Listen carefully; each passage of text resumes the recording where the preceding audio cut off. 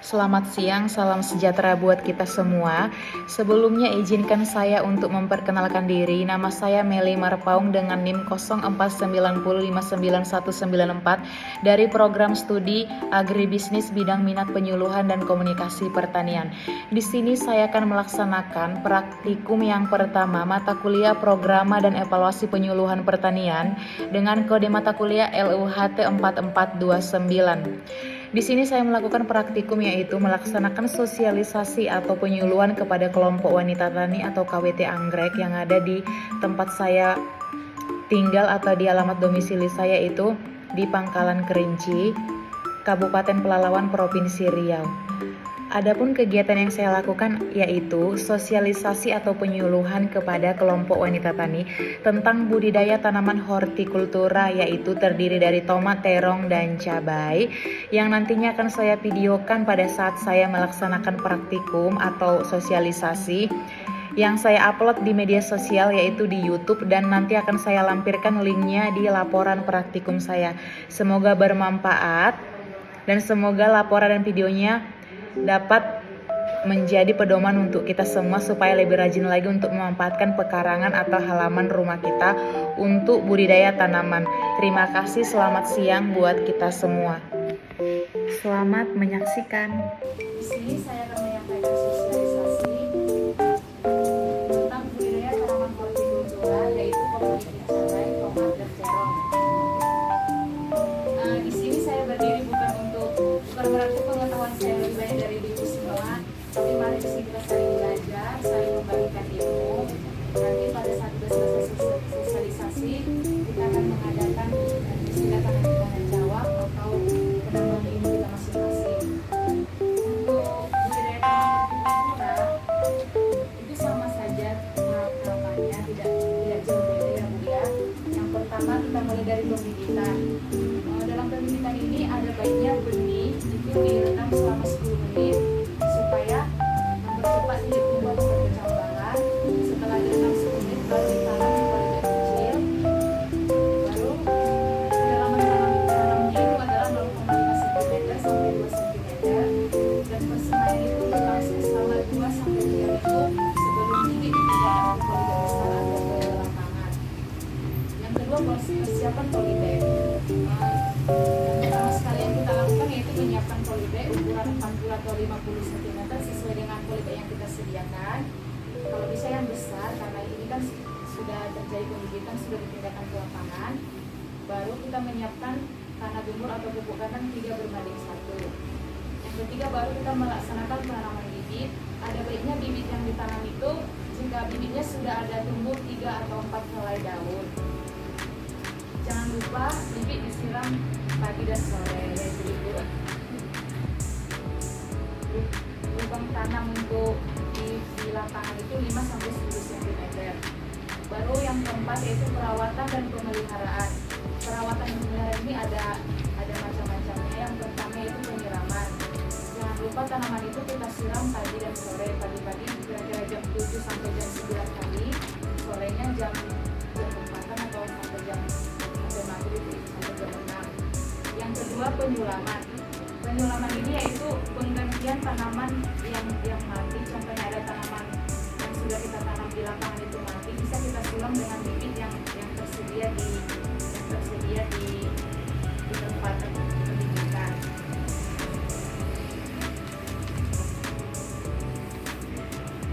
Yang ketiga itu penyiangan.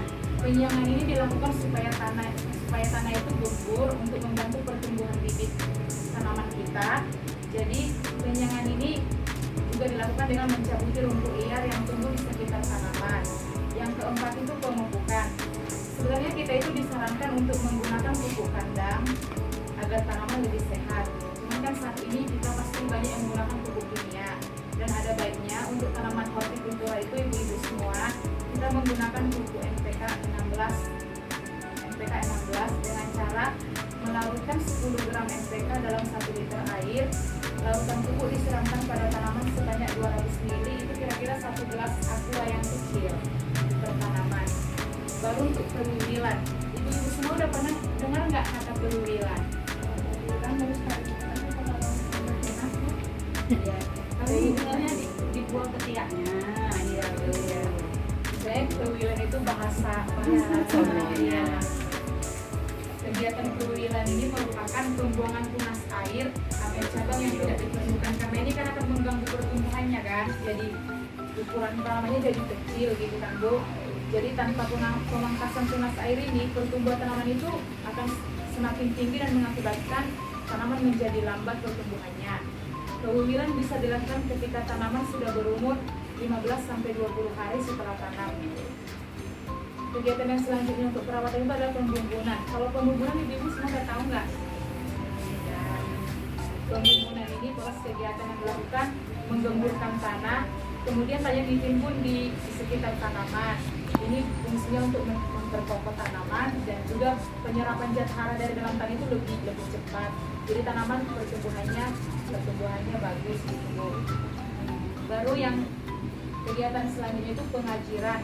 Kalau pengajiran ini ibu semua pasti sudah tahu karena di tadi waktu ke lapangan sudah banyak di situ ajar yang dibuatkan.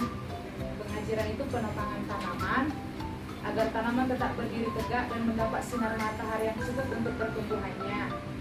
Adapun cara pemasangan tiang tajir itu terbuat dari bambu. Kalau ibu-ibu di sana dari bambu. Baru kira-kira panjangnya itu 60-100 cm. Itu sebenarnya disesuaikan juga dengan tanaman kita. Baru sebisa mungkin jangan sampai penancapan tiang tajir itu merusak akar tanaman karena kan tanaman kita akan mati kan Bu. Baru kegiatan selanjutnya itu pengendalian hama penyakit tanaman. Hama tanaman yang sering menyerang tanaman ibu-ibu semua apa Bu? Kalau boleh tahu. Kumpung kura-kura.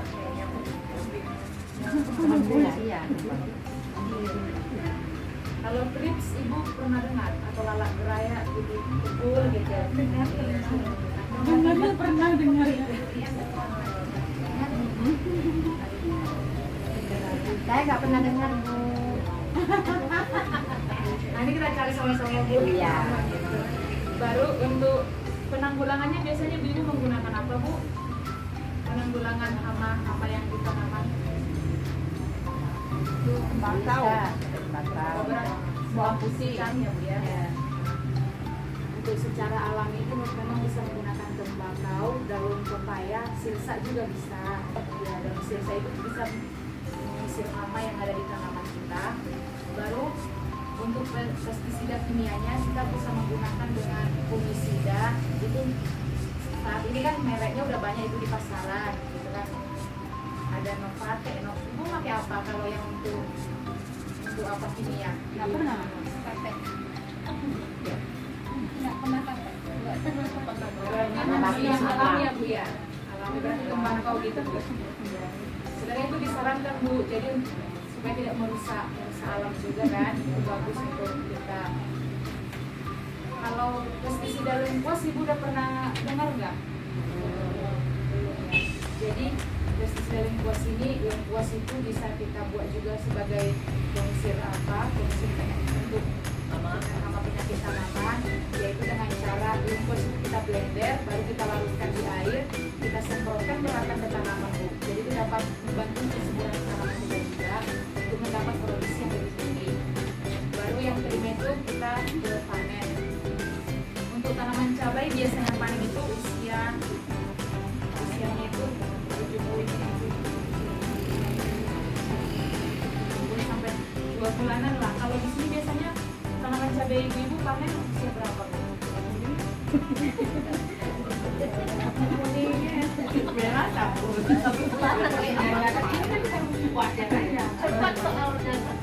Cepat ya. Biasanya 2 bulanan. Kalau memang lebih bagus kan perawatannya. Baru kalau ibu-ibu semua memetikan cabainya gimana? Langsung pakai tangan ya? Gunting. Bagus ya Bu ya.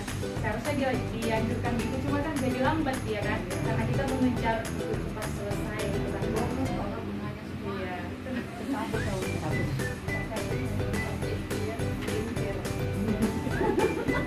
Yang dipakai dicampur semua.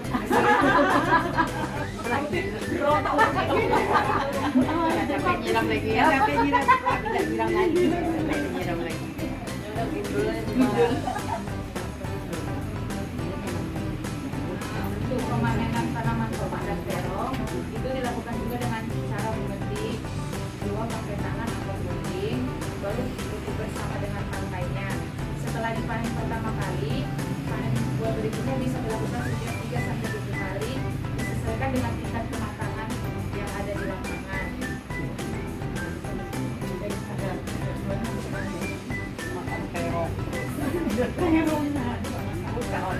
Tergantung kesulitan lah ya Bu ya kalau di lapangan.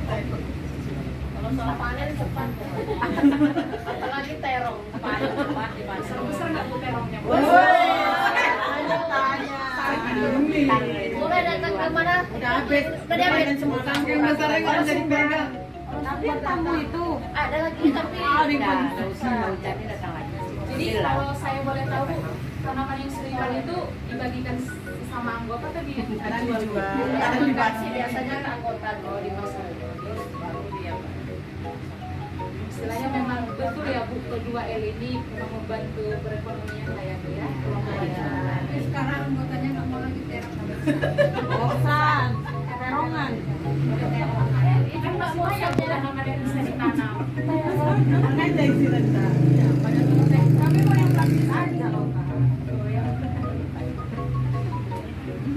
Ya udah Bu, terima kasih untuk waktu dan kesempatannya. Demikian sosialisasi yang bisa dapat saya sampaikan. Semoga bermanfaat.